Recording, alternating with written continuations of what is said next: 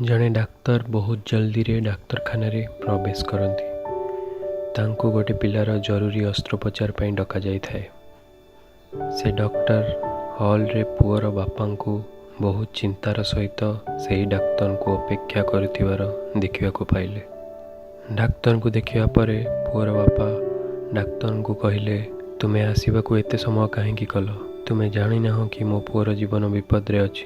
तुमको तुम दायित्वर सामान्य ज्ञान मध्य अछि कि नहीं? डाक्तर हसी कहिले, सॉरी मु डाक्तरखाना रे नथिली। मु खबर पाइबा मात्रे यथाशीघ्र आसिया को चेष्टा कली। वर्तमान मु चाहे कि तुमे शांत हो जाओ एवं मु मो काम करे। से पिलार बापा रागी जाई कहिले, यदि मो पुओ बदल तुमर पुओ था तेबे कौन तुमे शांत हो जाइथांत?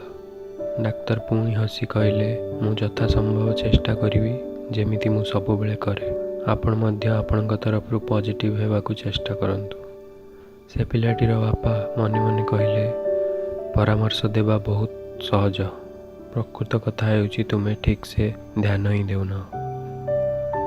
ऑपरेशन ने किछि घंटा लागिथिला, जहा पर डाक्तर खुशी रे बाहर को आसिले एवं शीघ्र दौड़ी से पिलाटीर बापा को कहिले, थैंक गॉड तुम पुओ वर्तमान विपदरु बाहर अछि।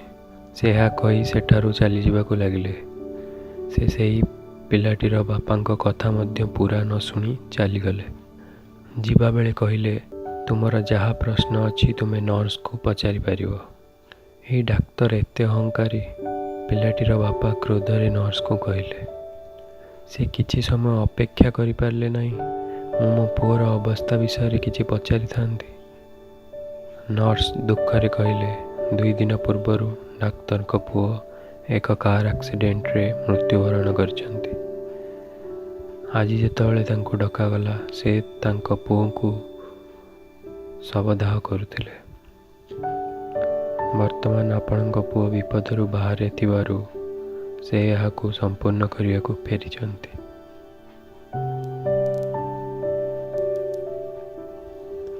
केबे भी काहाको जज कर नहीं, कारण तुमे जानी ना से किपरि अछंती एवं केउ परिस्थिति दे जाउछंती।